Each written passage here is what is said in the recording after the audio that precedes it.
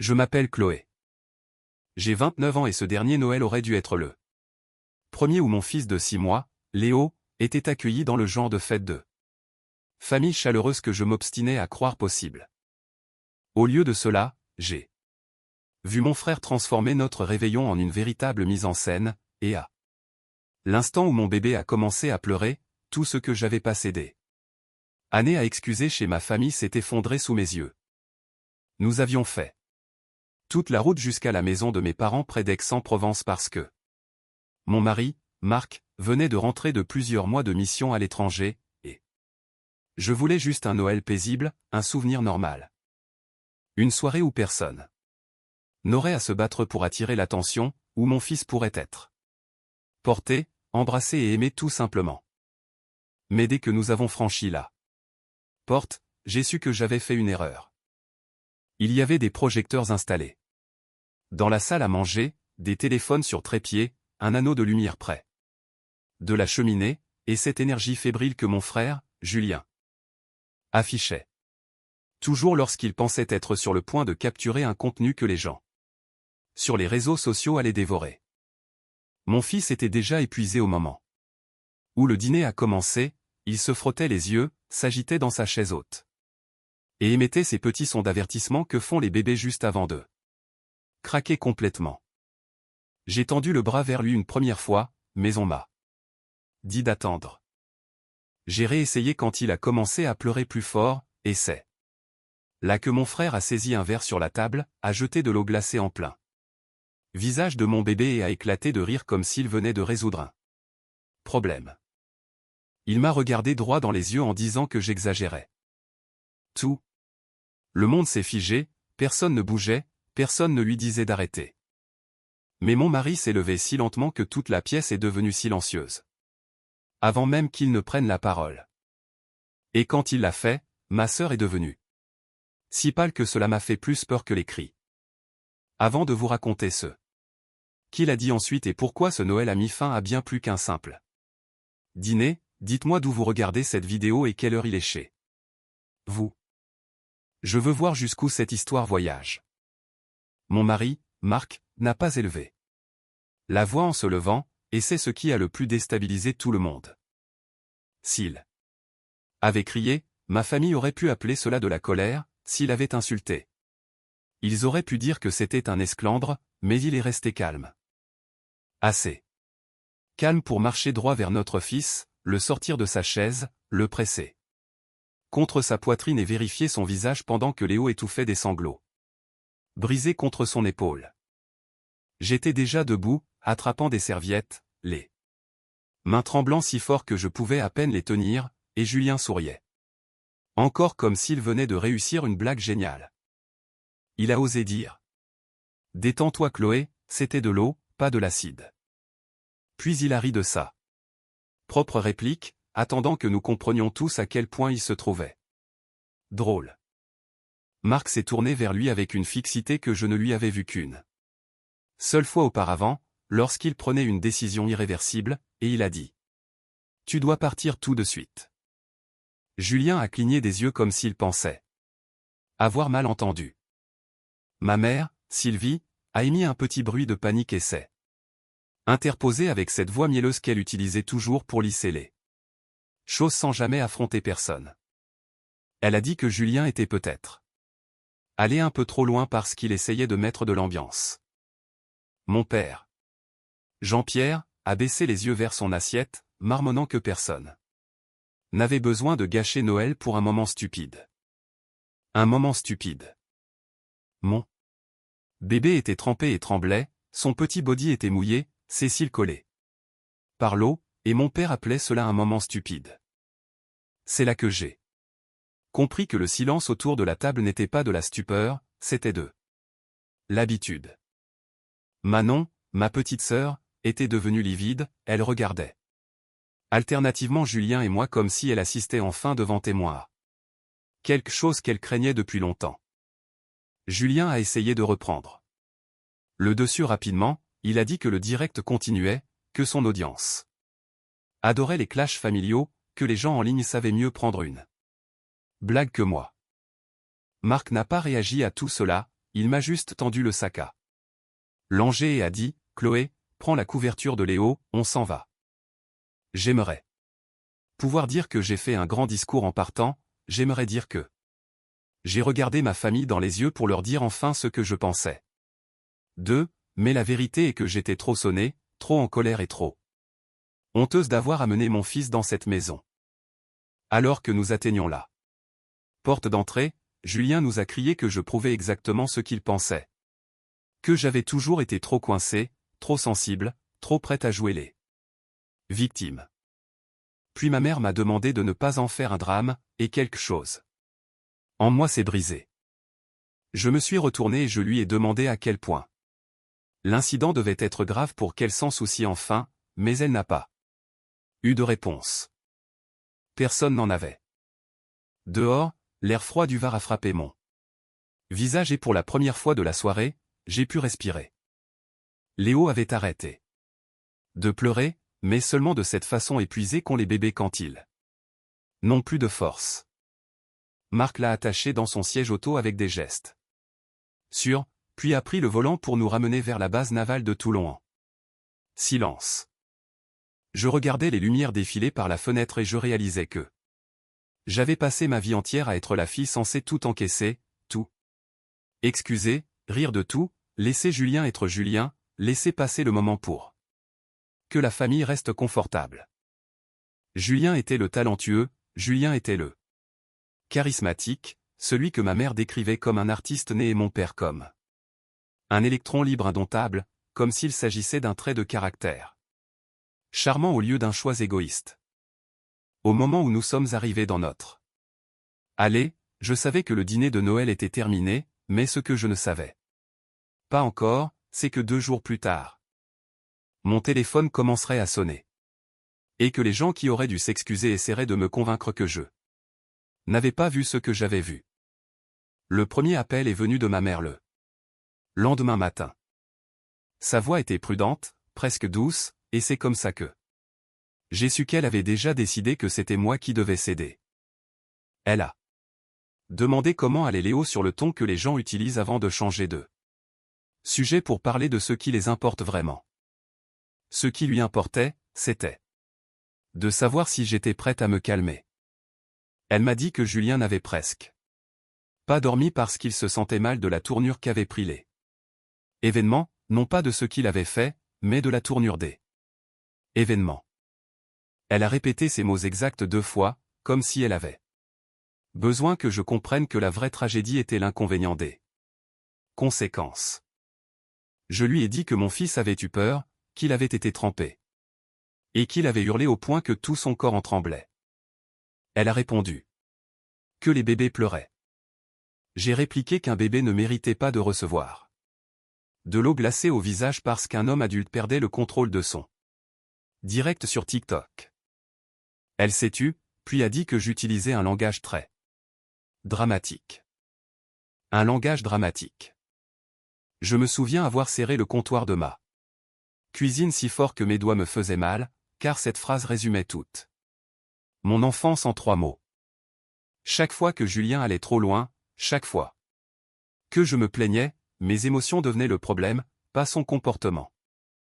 Ma mère a continué en disant que devenir maman pour la première fois m'avait rendu plus réactive que d'habitude, et que le fait que Marc soit militaire rendait probablement tout plus intense sur le moment. Voilà le premier essai. Pour déplacer le sujet, ce n'était pas Julien qui avait jeté de l'eau sur un bébé, c'était moi qui étais hormonal et mon mari qui était trop rigide. J'ai raccroché avant de dire quelque chose que je regretterais. 1 heure plus tard. Mon père a appelé, il était plus doux mais d'une certaine manière pire, car il se cachait toujours derrière une fausse raisonnabilité. Il a demandé si nous pouvions nous comporter en adultes, il a dit que Julien était embarrassé, que les gens dans les commentaires avaient remarqué que le direct s'était coupé brusquement et que Julien était sous pression à cause de ses obligations envers ses sponsors. Des obligations envers ses sponsors? J'ai demandé à mon père s'il se rendait compte de ce qu'il disait. Mon fils avait été traité comme un accessoire de scène et la préoccupation de mon père était qu'un homme de 30 en puisse rater une échéance publicitaire. Mon père a soupiré et a dit. Chloé, les frères Chahut, c'était de l'eau, tu réagis comme s'ils l'avaient frappé. Je me suis figé en entendant cela parce que mon esprit a revu le visage de Léo, ce silence de choc, cette inspiration bloquée, puis les pleurs. Julien ne l'avait peut-être pas frappé de la main, mais il avait utilisé la peur et l'humiliation sur un nourrisson pour faire du contenu. J'ai dit à mon père que s'il croyait vraiment que c'était normal, alors il ne devrait jamais rester seul avec mon enfant non plus. Il s'est offensé, ce qui m'en a dit plus long que n'importe quelle excuse. Julien a attendu la fin de l'après-midi pour appeler. Il aimait choisir son moment, attraper les gens quand ils étaient fatigués. Prêt à confondre manipulation et sincérité. Sa voix était chaleureuse. Décontractée, comme si nous étions juste frères et sœurs après un malentendu. Il a dit que je l'avais fait passer pour un bourreau devant sa propre famille, que le splash d'eau était censé être ludique, un petit reset rapide. Un reset. Mon fils avait 6 mois, ce n'était pas un micro qui grésillait. Julien a même ajouté que si je n'avais pas explosé comme je l'avais fait, personne n'aurait pensé que c'était si grave. C'est là qu'une clarté glaciale s'est installée en moi. Il n'était pas désolé, il était agacé que sa blague ait échoué. Que Marc ait dominé la pièce. J'ai coupé l'appel et je me suis assise par terre. Dans la chambre de Léo pendant qu'il faisait la sieste, revoyant chaque seconde du dîner, les lumières, le trépied, le sourire de Julien, l'eau sur le visage de mon fils. Puis j'ai fait quelque chose que je n'avais jamais fait auparavant. Lors d'un conflit familial, j'ai ouvert un carnet et j'ai tout écrit, chaque mot, chaque expression, chaque appel, chaque excuse. À la fin de la soirée, j'avais 3 pages pleines de notes et un nouveau sentiment, ce n'était plus de la confusion, c'était de la reconnaissance de schéma. Une fois qu'on voit le schéma, on ne peut plus l'ignorer. Ma famille n'essayait pas de faire la paix. Elle essayait de reprendre le contrôle du récit avant que je ne comprenne à quel point ma vie avait été façonnée pour protéger Julien de la vérité. 2 jours après Noël, Manon m'a envoyé un message de 3 mots, regarde la page de Julien. Je suis allé sur son TikTok, puis sur YouTube, et j'ai senti quelque chose de brûlant monter dans ma gorge. Il avait posté une version montée du direct avec un titre du genre « Le défi de Noël en famille dérape ». Le clip commençait par des rires, de la musique, une ambiance chaleureuse qu'il savait si bien mettre en scène. Puis on voyait Léo pleurer, sauf que Julien avait coupé l'audio pour que cela paraisse plus court et moins angoissant. On voyait à peine l'eau, juste un geste rapide, puis moi me levant hors champ tandis qu'un texte s'affichait à l'écran, certaines personnes n'ont aucun humour. Les commentaires étaient remplis d'inconnus qui le défendaient, disant que les mères surprotectrices gâchaient tout ou que le mari militaire avait l'air d'un tyran. J'ai regardé mon écran jusqu'à ce qu'il s'éteigne. Julien avait fait ce qu'il faisait toujours, prendre la chose la plus laide qu'il avait faite, supprimer le contexte et se transformer en victime drôle et spontanée. Marc est rentré de la base ce soir-là et m'a trouvé à table avec mon ordinateur, des captures d'écran partout, Léo endormi contre mon épaule.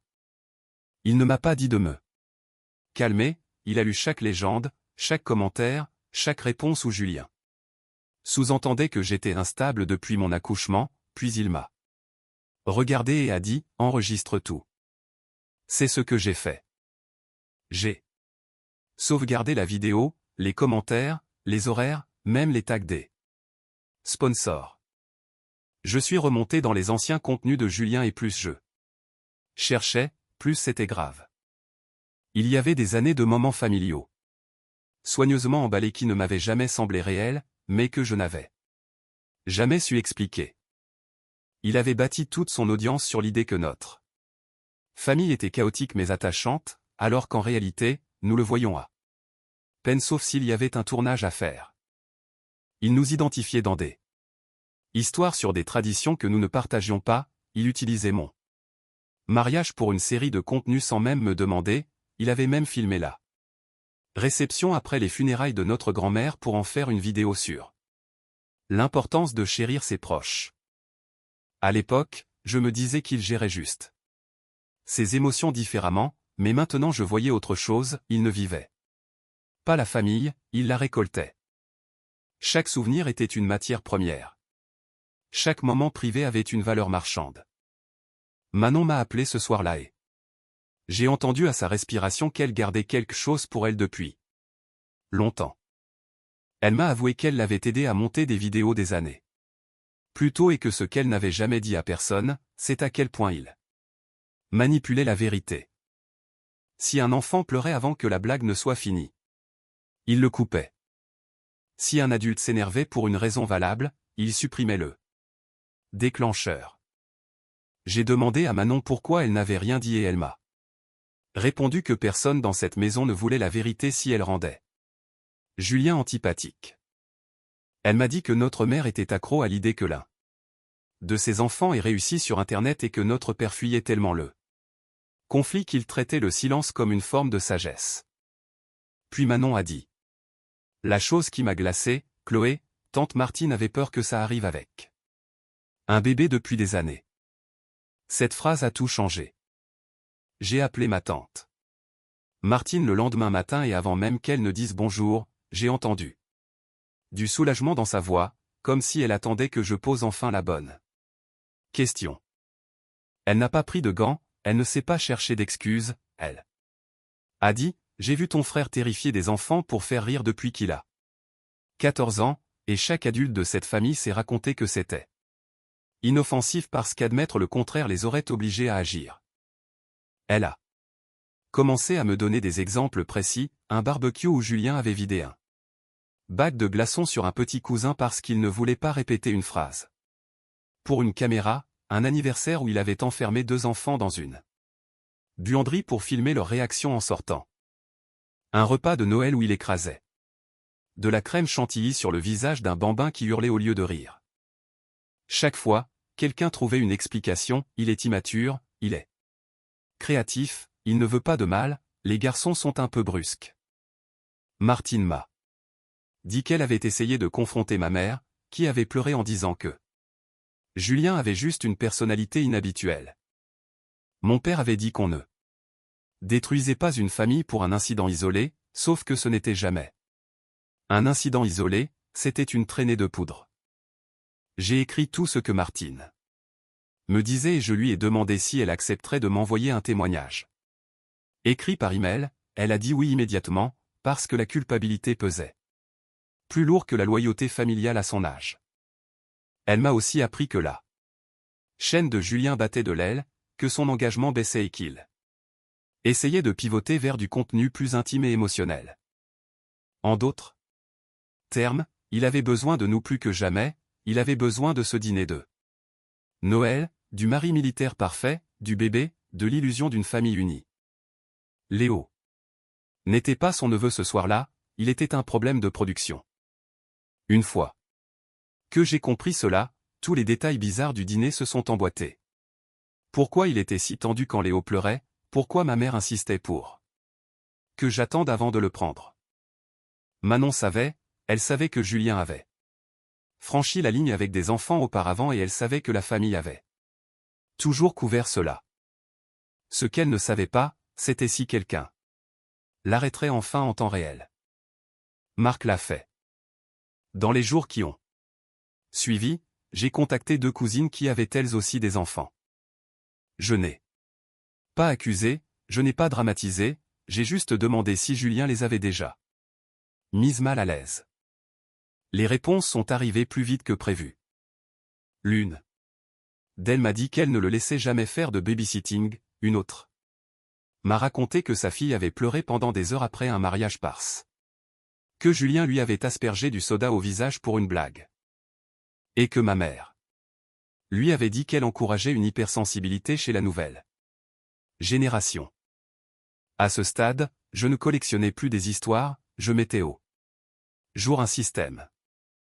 Le plus douloureux a été de réaliser combien de fois j'avais failli voir la vérité mais m'étais convaincu de ne pas faire confiance à mon instinct.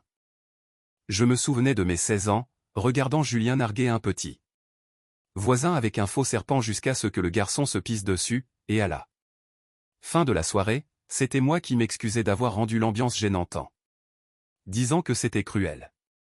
Ma mère disait toujours que mon frère avait une personnalité plus forte que la mienne, et je pensais que cela signifiait que j'étais plus petite, mais maintenant je comprenais que cela signifiait qu'on attendait de moi que je fasse de la place pour ses dégâts. Quand j'ai fini d'organiser les témoignages et les captures d'écran, je n'étais plus juste une femme en colère pour un dîner raté, j'étais une mère face à 20 ans de mensonges pour protéger un seul homme, et je n'allais plus porter ce mensonge. Une mise en demeure est arrivée par courrier recommandé un jeudi après-midi. La lettre m'accusait de faire des déclarations calomnieuses nuisant aux affaires de Julien et exigeait que je cesse de partager des informations privées. La vie privée les intéressait soudainement beaucoup maintenant que la vérité coûtait cher. J'ai montré la lettre à Marc qui a juste souri en disant « Il a peur ». Il avait raison, les hommes comme Julien ne sortent les menaces juridiques que lorsque le charme et la culpabilité ne fonctionnent plus. J'ai contacté une avocate recommandée par Martine, maître Valérie Dumas, spécialisée dans le droit de la famille et le harcèlement. Elle a écouté toute l'histoire et a dit que la vérité n'était pas de la diffamation, surtout quand elle était documentée. Elle m'a demandé ce que je voulais comme résultat, et j'ai répondu que je voulais que Julien reste loin de mon fils et que les parents de notre famille élargie soient informés pour protéger leurs propres enfants. Nous avons envoyé une réponse formelle indiquant que mes propos étaient factuels et soutenus par des témoins, tout en prévenant Julien que s'il continuait ses attaques publiques, nous aborderions aussi la question de l'utilisation de notre image sans consentement dans ces vidéos monétisées. J'ai aussi préparé un dossier pour les membres de la famille ayant des enfants, une chronologie de l'incident de Noël, une image du direct, le résumé du montage de Julien et les déclarations de Martine et des cousines. Je n'ai donné d'ordre à personne, j'ai juste donné l'information que notre famille s'était refusée pendant des années. La réaction a été immédiate. Une tante a appelé en pleurant parce qu'elle s'en voulait d'avoir laissé Julien seul avec son fils, tandis qu'un autre parent m'a accusé de détruire la famille. Je lui ai demandé si une bonne mère devait se taire quand on traitait un bébé comme un objet, elle n'a pas répondu. Puis les sponsors ont commencé à bouger, une marque a supprimé une collaboration, une autre a suspendu ses commentaires. Ma mère m'a appelé en crise d'hystérie, disant que j'humiliais Julien alors qu'il avait besoin de grâce, mais je lui ai répondu que la grâce sans responsabilité n'était qu'un mot pour donner une permission. Mon père a tenté de me faire peur en disant que je risquais la carrière de Marc en créant un scandale, mais Marc a pris le téléphone et a dit « Ma carrière survivra au fait que je protège mon fils ». Ce moment était si net, si propre, sans excuse. Pour l'évidence. Protéger son enfant n'est pas un scandale, c'est ce que ma famille faisait depuis des années qu'il était. La chaîne de Julien ne s'est pas effondrée du jour au lendemain, mais elle a commencé à péricliter, les commentaires devenaient de plus en plus hostiles et il a fini par désactiver les réponses. Il a posté des messages vagues sur la trahison et la jalousie, ce qui aurait fonctionné sur moi autrefois, mais plus maintenant, car je comprenais. Enfin le mensonge central, on traitait Julien comme s'il était fragile alors que c'était nous que l'on dressait pour être fragile autour de lui. Julien est venu chez moi un dimanche soir, le visage rouge de rage, criant que je l'avais empoisonné, que je lui coûtais des contrats et de l'argent. Pas une seule fois. Il n'a demandé comment allait Léo. Il a hurlé, tu as idée de ce que ce direct de Noël aurait pu me rapporter si ton gamin ne l'avait pas gâché? Marc lui a demandé de répéter, Julien était trop en colère pour voir le piège et il a continué à dire que chaque famille faisait des sacrifices et que je n'avais qu'à pas transformer un petit moment en campagne de dénigrement. Un homme adulte. Furieux non pas d'avoir effrayé un bébé, mais parce que le bébé avait endommagé une source de revenus. Marc lui a dit de partir et a prévenu que s'il revenait, nous porterions plainte pour harcèlement. Julien est parti en faisant crisser Ses pneus, nous laissant avec l'enregistrement de ses propres aveux sur son mobile. En 2 semaines, les conséquences sont tombées, son plus gros sponsor a rompu le contrat, ses abonnés ont chuté et Manon a coupé tout contact avec lui. Ma mère a essayé un dernier chantage affectif, mais je lui ai dit que ce n'était pas moi qui déchirais la famille, c'était la vérité elle-même qui le faisait. 6 mois plus tard, Léo a fait ses premiers pas dans notre jardin sous la lumière de l'après-midi, sans caméra, sans mise en scène, juste l'herbe. Ses parents qui l'encourageaient. La chaîne de Julien existe encore, mais la version basée sur la chaleur familiale a disparu. J'ai appris que l'amour n'est pas de demander à la personne vulnérable d'être flexible pour que la personne toxique reste confortable. L'amour est protection, l'amour est vérité. Ne laissez jamais personne vous convaincre que maintenir la paix est plus important que la sécurité d'un enfant, car les gens qui aiment vraiment votre enfant ne vous demanderont jamais d'ignorer votre instinct, ils se tiendront à vos côtés pour construire une vraie famille. Pas une simple performance.